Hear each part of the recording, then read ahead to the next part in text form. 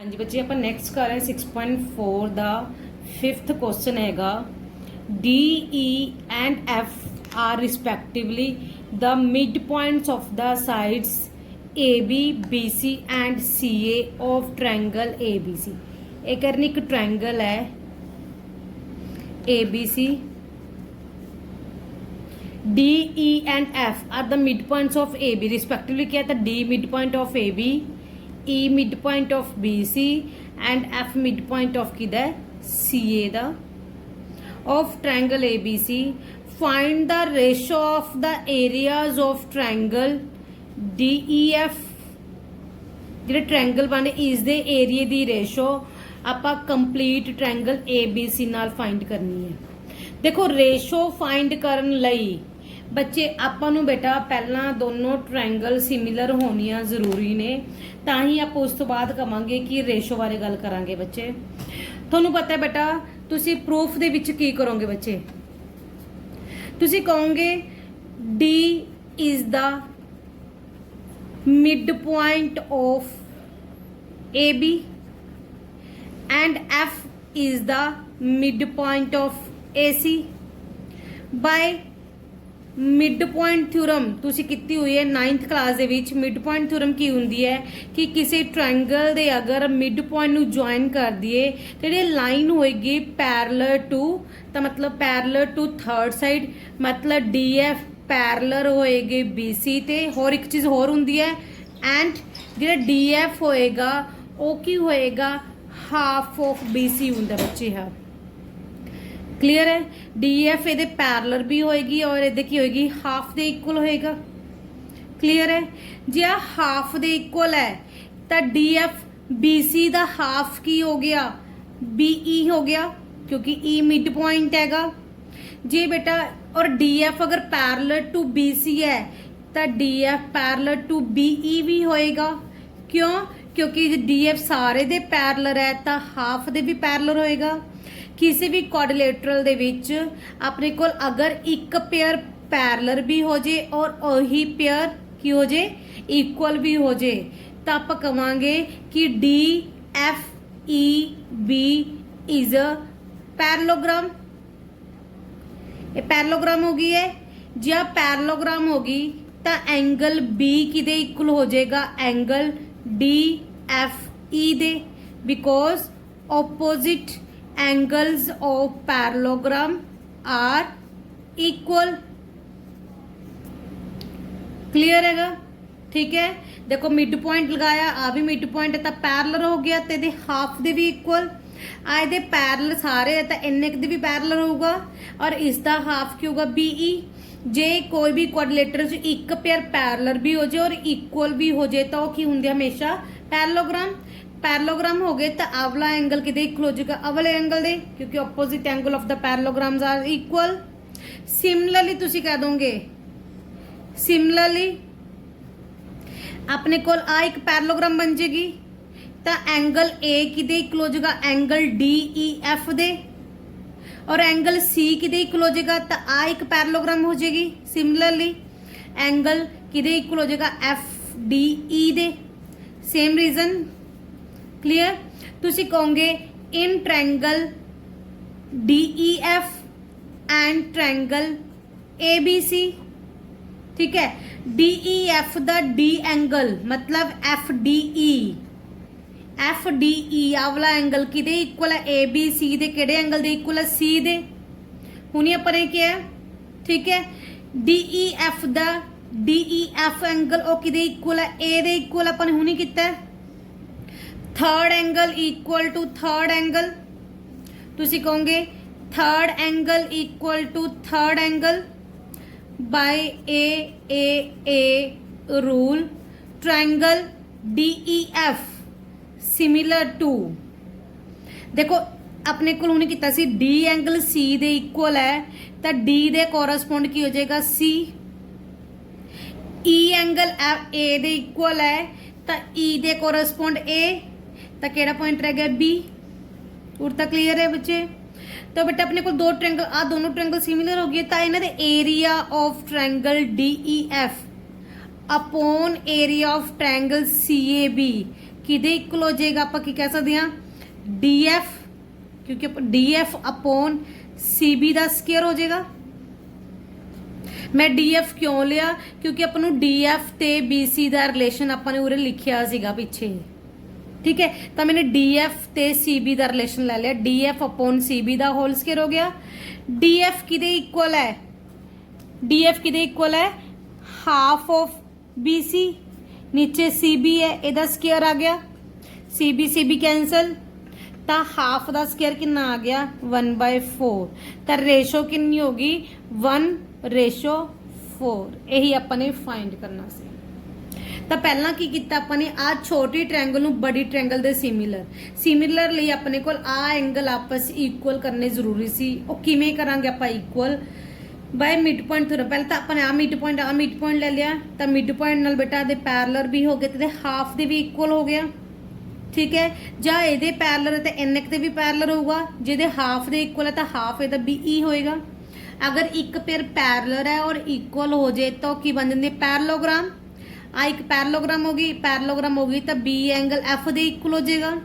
Similarly आप कह देंगे कि A एंगल ਇਹਦੇ इक्वल हो जाएगा और अगला एंगल ਇਹਦੇ इक्वल, तीनों एंगल आपस इक्वल है तो by a ruler triangle similar. तो बाद अपन की ले ली एरिया दी रेशियो ले ली। क्लियर। नेक्स्ट क्वेश्चन है prove that the ratio of the areas of two similar triangle is equal to the square of the ratio of their corresponding median. ठीक है बच्ची अपने हुण तक बेटा कोरस्पॉन्डिंग साइड्स का स्क्वायर किया सी, बट आप की करना कोरस्पॉन्डिंग मीडियन का स्क्वायर करना है। देखो तुहाडे कोल की एक ट्रायंगल है ABC, ये करने दो सिमिलर ट्रायंगल्स ने, एक अपने ABC ले ली और एक आप ले लो PQR ले लो। बच्चे आपनू गिवन है कि triangle ABC similar to triangle PQR, ये सिमिलर गिवन है। आपने प्रूफ की करना है, आपनू गिवन है कि ट्रायंगल किने गए सिमिलर। टू प्रूव की करना है अपने area of triangle ABC upon area of triangle PQR किदे इक्वल करना है कोरस्पॉन्डिंग मीडियन दी रेशो दे स्क्वायर। मीडियन ले लांगे आपां AD और उरे मीडियन ले लांगे आपां PM। आप ले लांगे AD अपॉन PM दा स्क्वायर करना बच्चे अपने, ठीक है। तो हुण आप करांगे प्रूफ च अपन पता है कि ट्रायंगल ABC सिमिलर हैगी है ट्रायंगल PQR दे। अगर ये सिमिलर नेगे तो अपन पता है तुहानूं मैं दस्सिया होया कि जे सिमिलर होवे तो की कुछ अपने आप लिख दिया करो, angle A equal to angle P, angle B equal to angle Q, angle C equal to angle R। होर की लिख दिया करो ratio AB upon PQ equal to BC upon QR equal to AC upon PR। एक होर चीज अपने को आ गई, इन लिखूंगे बाय CPST नाल नंबर 1। एक होर चीज लिख सकते हैं कि अगर दो ट्रायंगल सिमिलर होवे तो उन्हां दे एरिया दी रेशो आपने थ्योरम कीती है किदे इक्वल होएगी कोरस्पॉन्डिंग साइड्स दी रेशो दे स्क्वायर दे इक्वल होएगी।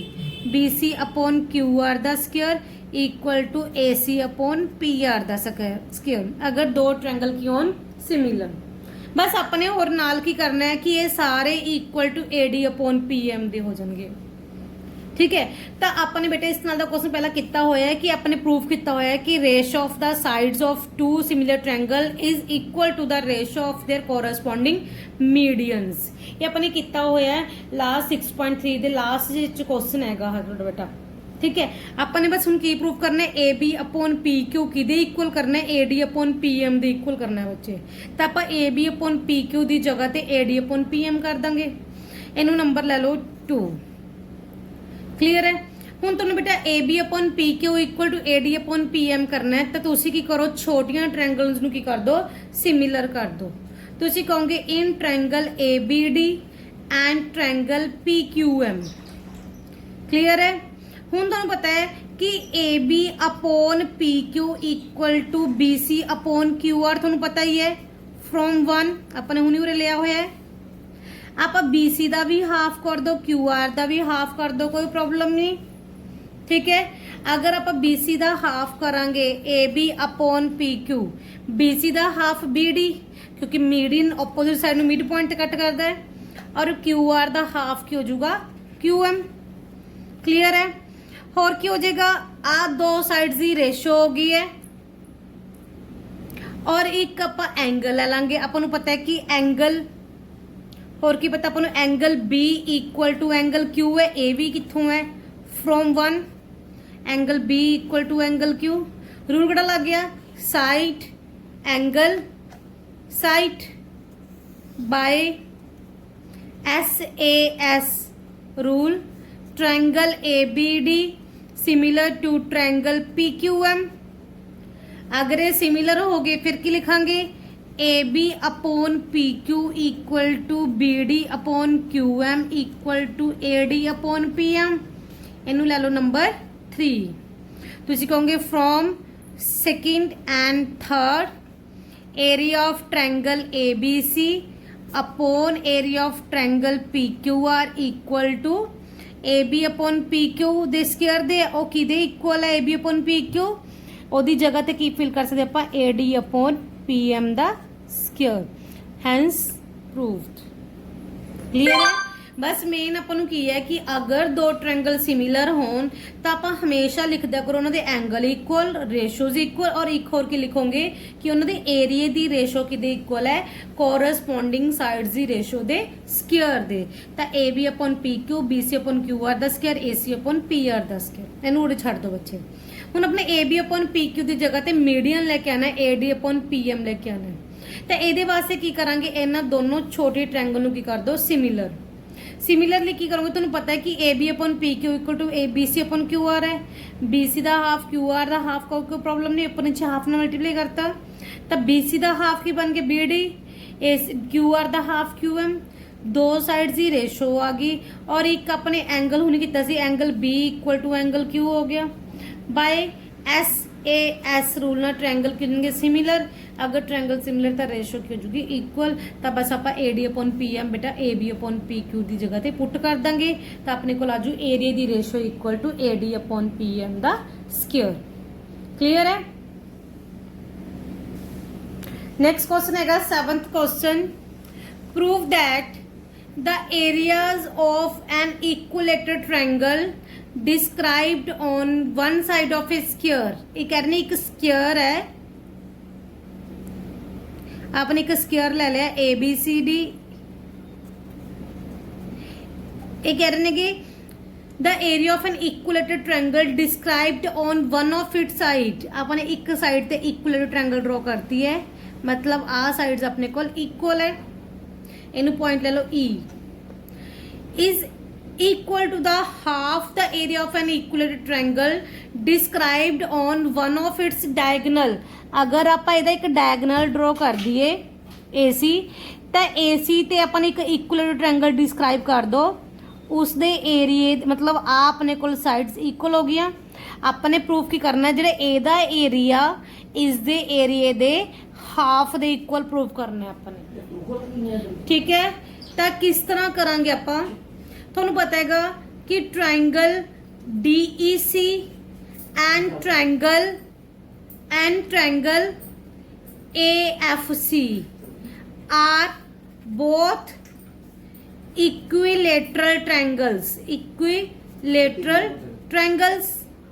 अगर ये इक्विलेटरल ट्रायंगल ने तो इन्हें सब दा एंगल की होगा 60-60 होंगे सारे एंगल। तो मैं दसो कि रेगुलर फिगर शुरू सब तो स्टार्टिंग वीडियो सी equilateral triangle is a regular figure.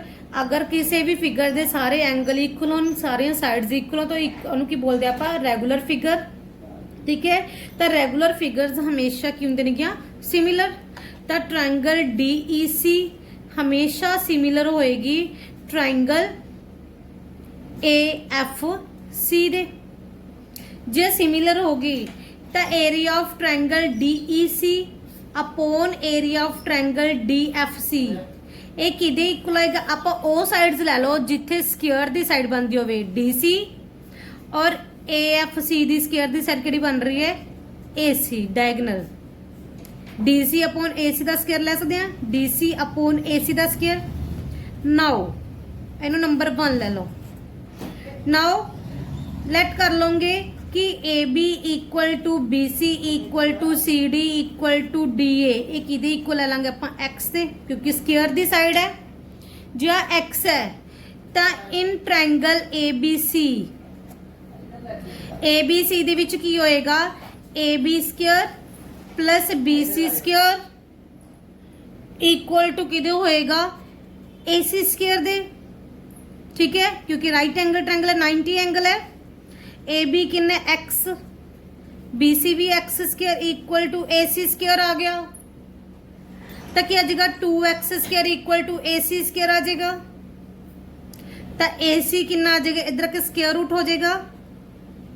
तो 2 दा स्केयर रूट 2 आ जाएगा, X दा स्केयर रूट X बाहर आ जाएगा। क्लीयर है, आपने इन्हों X ले ली। तो इस राइट एंगल ट्रायंगल दे विच X square plus X square equal to AC square आ जाएगा। 2X square equal to AC square. तो AC कितना आ जाएगा, square root of 2X square. तो रूट च रह जाएगा और X स्केयर दा X बाहर आ जाएगा। क्लीयर है, हुण तुसीं बच्चे इहदे च पुट कर दो, putting in 1, put in 1।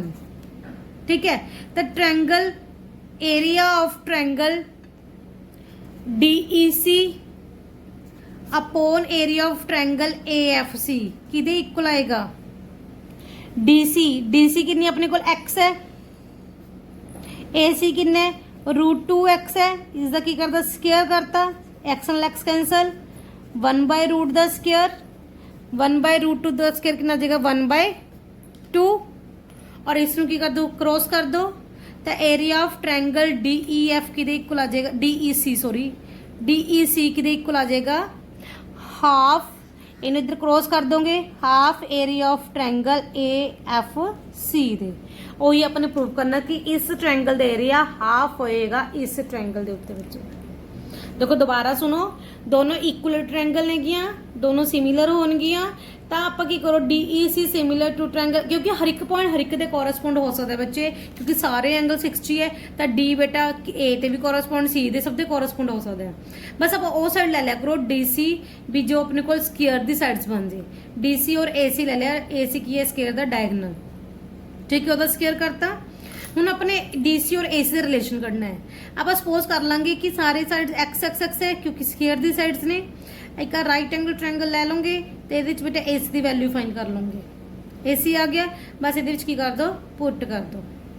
Clear है, पुट करके x upon this cancel, 1 by root 2 the square तो बन गया 1 बाय 2। और इसमें की कर दो, क्रॉस कर दो। तो इस तरह अपने को आ गया कि area of triangle described on the one side of a triangle square is half the area of the equal triangle described on one of its diagonal. Clear है बच्चे। नेक्स्ट है ABC and BDE are two equilateral triangle such that D is the mid point of BC। बच्चे इस question की diagram दो method नाल बन सकती है। एक तो देखो आप एवं बना सकते हैं, ये कह रहे हैं ABC and DBC are equilateral. ABC triangle है और एक DBC, D is the mid point of BC, D mid point of BC। तो आप इनू भी इक्वल ट्रायंगल इस तरह भी ड्रॉ कर सकते हैं। एक मैथड है एवें ABC D मिड पॉइंट है, आप निचली साइड से भी ड्रॉ कर सकते हैं। B पॉइंट आप ले लोगे, निचली साइड से ड्रॉ कर लिया। D is the mid point of BC, अपने एक इक्वल ट्रायंगल ड्रॉ कर ली। उरे पॉइंट ले लो E। जो method same question same solve होगा, कि भी मर्जी ड्रॉ कर सकते हैं इसमें। ठीक है, आपने फाइंड की करना है ratio of the areas of triangle. आपने फाइंड की करना है area of triangle ABC upon area of triangle BDE। इन्हां दी रेशियो फाइंड करनी है। ठीक है, तो पहला अपन ट्रायंगल सिमिलर पता ही है, क्योंकि triangle ABC and triangle BDE दोनों की ने आर इक्विलेटरल है। अगर इक्विलेटरल है तो ट्रायंगल ABC सिमिलर होगी ट्रायंगल BDE दे। तुहानूं पता है इक्वल एंगल और रेगुलर फिगर्स हमेशा सिमिलर होंगे ने, 60 ईच एंगल होंगे सबका, तो हमेशा सिमिलर होंगे, प्रूव करने की भी लोड़ नहीं होंगी बच्चे। हाँ ठीक है, सिमिलर हो गया, जो सिमिलर हो गया तो area of triangle A B C upon area of triangle B D E equal to जिहदा मिड पॉइंट डी है ओ साइड्स ले लो, ये अपने बी सी अपॉन किहड़ी साइड ले लो बी डी। तुसीं कहोगे कि उरे तो बी सी के कोरसपोंड डी ई है, मैं तुहानूं कहा सी ना कि इक्वल ट्रायंगल च हरेक पॉइंट हरेक दे कोरसपोंड हुंदा बच्चे, क्योंकि हरेक एंगल 60 है तो चाहे इनू ए कोरसपोंड ले लो चाहे इनू किसी मर्जी के कोरसपोंड आप कोई भी एंगल ले सकते हैं, तो हरेक पॉइंट हरेक दे कोरसपोंड होएगा तो B C upon B D भी ले सकते हैं आप। बी सी की है डबल ऑफ बी डी, क्योंकि मिड पॉइंट है तो बी सी की जो डबल ऑफ बी डी हो जाएगा, तो उरे बी डी हो गया, बी डी कैंसल, तो आ गया 2/1 का स्क्वायर, 2/1 का स्क्वायर मतलब 4/1, तो रेशो की आ गई 4:1। ठीक है, बिल्कुल सिंपल से, क्योंकि इक्वल ट्रायंगल ने गे, चाहे डायग्राम ए बनाओ चाहे ए में बनाओ बेटा कोई प्रॉब्लम नहीं हैगी, क्वेश्चन अपना सेम ही सॉल्व होगा। तो अपने को की है कि अगर आ मिड पॉइंट है तो बी सी इधर डबल हो जाएगा बी डी का, तो double of B D upon B D cancel, 2/1 का स्क्वायर तो कितना आ गया 4/1। क्लियर है। नेक्स्ट हैगा 6.4 द लास्ट क्वेश्चन हैगा sides of two similar triangles are in the ratio 4:9, areas of these triangles are in ratio. अपने रेशो फाइंड करनी है। ਤੁਹਾਨੂੰ पता है कि अगर टू ट्रायंगल सिमिलर होन तो उन्होंने एरिया की रेशो तुम सपोज कर लोगे, वैसे लोड नहीं सपोज कर, तुम कहोगे कि area of triangle first upon area of triangle second. ठीक है, तुहानू पता है ट्रायंगल 1 सिमिलर टू ट्रायंगल 2 है, तो उन्होंने एरिया की रेशो की आएगी side of triangle 1 upon side of triangle 2 they square दे इक्वल होएगा। जे इन अपने कल area of triangle first upon area of triangle second, इन्हां दी रेशो की दे इक्वल आएगी फर्स्ट और सेकंड ट्रायंगल दी साइड्स दी रेशो अपन गिवन है 4/9, तो आप 4/9 पुट करता, इन्हां दी रेशो है, रेशो अपने 4/9 पुट करता तो कितना आ गया 16/81। ठीक है, तो मतलब एरिया की रेशो कितनी आ जाएगी, तो अपनी ऑप्शन केड़ी का आ रही है बेटा 16/81। कहने का मतलब हैगा कि अगर तुहानू किसी भी ट्रायंगल की रेशो गिवन है साइड्स की, तो अपन एरिया की रेशो फाइंड करने वास्ते सीधा उहदा की कर दो स्क्वायर कर दो। अगर साइड्स की रेशो 2:3 होवे तो कितना बन जूगा 4:9 आ जाएगा। ठीक है, जे अपने को रेशो 3/3:7 है तो एरिया की रेशो कितनी आ जू तुहाडे कोल 9:49 आ जाएगा। और इस तो उल्ट आता साइड्स है ए एरिया, अगर अपन एरिया पता हो, एरिया की रेशो पता हो, अपने साइड्स की रेशो फाइंड करनी हो, तो अगर एरिया की रेशो 4:9 है तो साइड्स की रेशो की कर दो स्क्वायर रूट कर दो। ठीक है, अगर एरिया की रेशो 9:49 है तो इसका स्क्वायर रूट कर दोगे 3:7। ठीक है, अगर साइड की रेशो गिवन हो तो एरिया की रेशो वास्ते स्क्वायर कर दो, अगर एरिया की रेशो पता हो तो साइड की रेशो फाइंड करने वास्ते की कर दो स्क्वायर रूट कर दो। ठीक है, तो तुहानू एक चीज होर कॉन्सैप्ट दस दियांगी मैं तुहानू इहदे विच ही, अगर तुहानू पैरीमीटर की रेशो कढनी हो, perimeter of triangle 1 upon perimeter of triangle 2, तो वो किदे इक्वल हुंदा ratio of the side of triangle 1 upon side of triangle 2। ये पैरीमीटर की रेशो हमेशा सेम हुंदी है, इहदे विच कोई स्क्वायर नहीं हुंदा बच्चे। ठीक है, जे साइड्स की रेशो बेटा अपने को गिवन है तो पैरीमीटर की रेशो सेम होएगी बच्चे। मतलब अगर थोड़े को क्वेश्चन ये चीज़ है ना, साइड्स की रेशो 4/9 है, find the ratio of there perimeters, तो पैरीमीटर की रेशो भी सेम होएगी, कितनी आएगी 4:9 होएगी। ठीक है, क्योंकि 4